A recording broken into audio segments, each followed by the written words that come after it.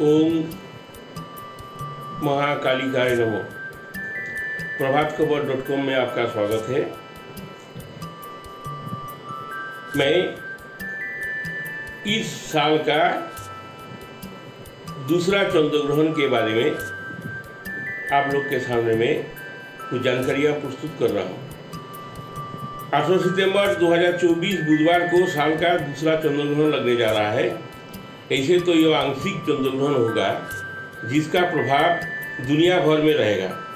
स्नानदान की पूर्वा भाद्रपद नक्षत्र जुता परम पुण्यदायिनी भाद्रपदी पूर्णिमा 8 सितंबर को मनाई जाएगी। उस दिन लोकपाल पूजा, उमा महेश्वर व्रत, प्रदोष व्रत, साथ ही आज ही के दिन मध्याह्न काल में प्रतिपदा तिथि मिल जाने के कारण प्रतिपदा का श्राद्ध के साथ महालया का आरंभ, पितृपक्ष की आरंभ हो जाएगा। आश्विन मास के भी आरंभ होगा।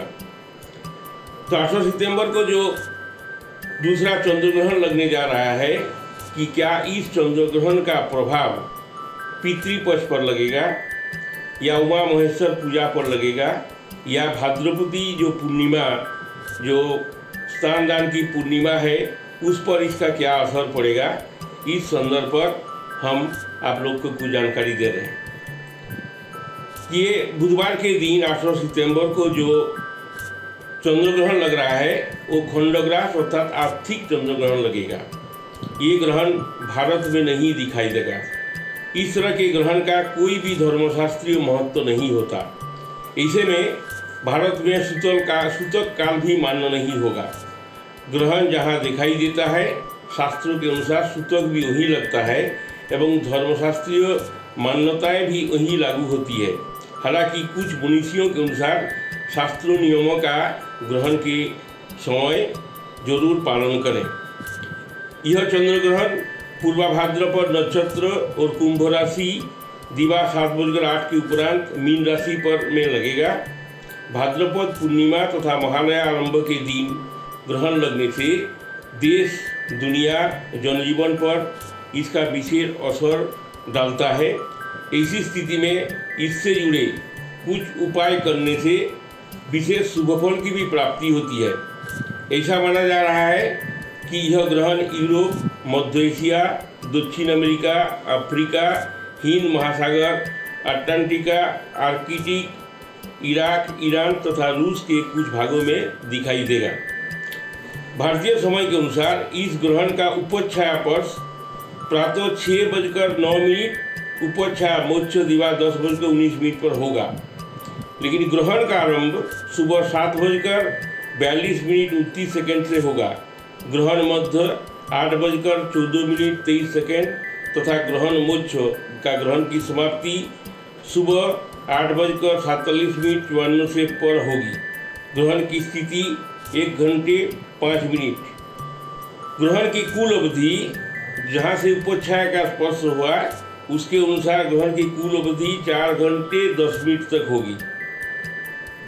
मान्यता है कि चंद्र ग्रहण का सूतक काल 9 घंटे पहले ही शुरू होता है। सूतक से लेकर ग्रहण के समाप्ति तक शुभ कार्य नहीं करना चाहिए। साथ ही खान पान नहीं किया जाता है। शास्त्रों के अनुसार इस समय केवल बीमार, बच्चे और वृद्ध लोगों को खान पान की अनुमति होती है। गर्भवती महिलाएं इस ग्रहण काल के समय विशेष सावधानी रखें। नुकीली चीज, छुरी, कैंची से कुछ न काटें। ग्रहण काल के समय श्री विष्णु की उपासना करें। विशेष शुभफल प्राप्ति के लिए ग्रहण पर्श के समय स्नान, पुनः मोक्ष के समय स्नान करना चाहिए। ग्रहण काल के दौरान महामृत्युंजय मंत्र का जप, गायत्री मंत्र का जप तथा नवग्रह मंत्र का जप करने से विशेष शुभफल प्राप्ति होती है। इस ग्रहण का प्रभाव 12 राशियों पर पड़ेगा, लेकिन इसका विशेष शुभ प्रभाव कुंभ राशि, पूर्वा भाद्रपद नक्षत्र तथा मीन राशि वाले जातकों को विशेष रूप से पड़ेगा। इसके अलावा इस ग्रहण का विशेष प्रभाव कर्क, कन्या, सिंह में अधिक असर होगा। इस राशि वाले जातकों को संभल कर रहना होगा। इन्हें स्वास्थ्य, रोजगार, व्यवसाय, कर्मक्षेत्र, ऑफिस तथा आर्थिक पक्ष में विपरीत प्रभाव पड़ सकता है। इस चंद्र ग्रहण के दौरान प्राय 12 राशियों पर इसका विशेष असर डालेगा। इसके अनुसार हर राशि के ग्रहण का क्या प्रभाव पड़ेगा कुछ जानकारी दे रहे हैं। जिससे मेष राशि वालों के लिए शारीरिक, बौद्धिक, मानसिक कष्ट बढ़ेगा। यात्रा में इस समय विशेष रूप से सावधानी रखें। वाहन से दुर्घटना होने की आशंका। कर्म क्षेत्र में चुनौतियों का सामना होगा और जॉब के लिए आपको ज़्यादा संघर्ष करना पड़ेगा। वृष राशि वालों के लिए कामकाज में विशेष उन्नति होगी। मान सम्मान, पद प्रतिष्ठा में वृद्धि होगी। लाभ होगा। आय के एकाधिक स्रोत प्राप्त होंगे। जमीन जायदाद संबंधित कार्य में सफलता मिलेगी। मिथुन राशि, सामूहिक कार्य में सफलता। धर्म और अध्यात्म के प्रति रुचि बढ़ेगी। विद्यार्थियों को परीक्षा प्रतियोगिता में सफलता मिलेगी। जिन लोग जॉब की तलाश में हैं उन लोग को जॉब मिलने की संभावना है। कर्क राशि वाले इस समय विशेष रूप से सावधानी रखें। परिवार में लड़ाई झगड़ा विरोध हो सकता है। भाग्योदय में रुकावटें होगी। लाभ हानि की समानता रहेगी। आमदनी से खर्च ज़्यादा होगा और विविध उलझनों का सामना होगा।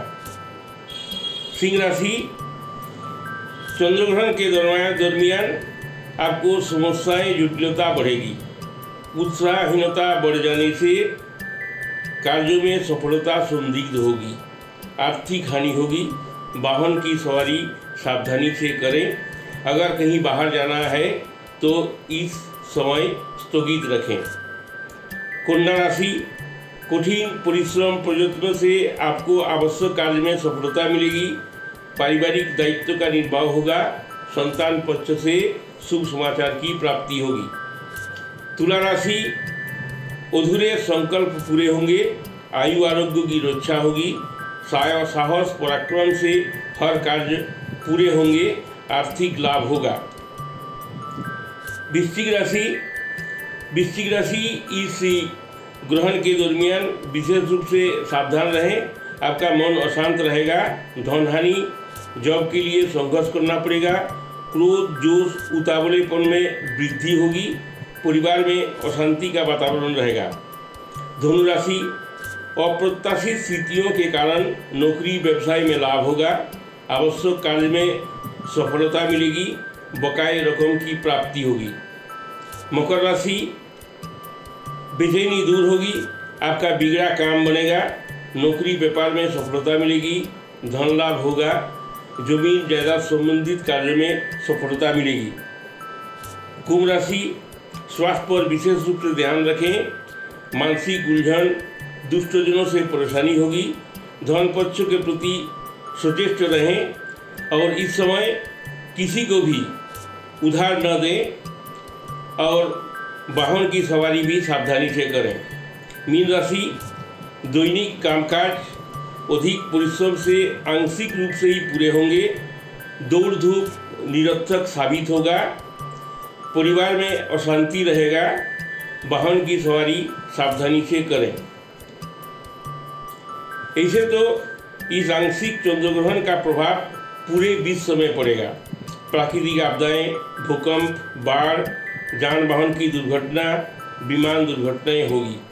पूरे विश्व में राजनीतिक अस्थिरता रहेगी। मध्य एशिया में स्थिति बिगड़ने की संभावना है।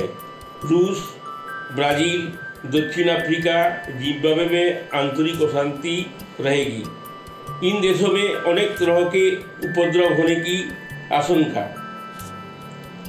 भारत में यह चंद्र ग्रहण दिखाई नहीं देगा, इसीलिए इस ग्रहण का अशुभ प्रभाव कम होगा, लेकिन सीमा में अनावश्यक रूप से तनाव रहेगा। सरकार लोगों के हित के लिए सचेत रहेगी, लेकिन देश की सामाजिक स्थिति में सुधार की लक्षण कम ही है।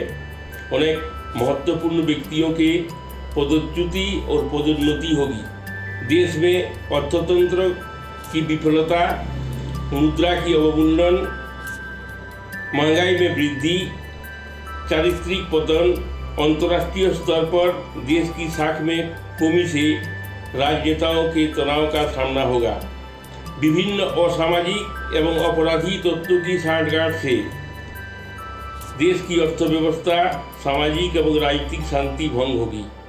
विरोधी पक्ष की भूमिका सशक्त रहने से सत्ता पक्ष में तनाव रहेगा। ऐसे तो इस ग्रहण का भारत में दिखाई नहीं देगा।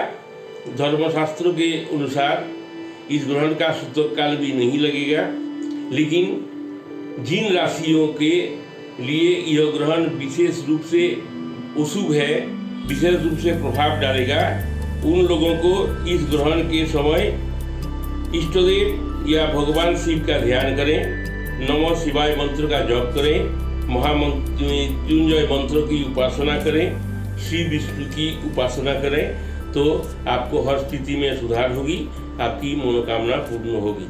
नमस्कार।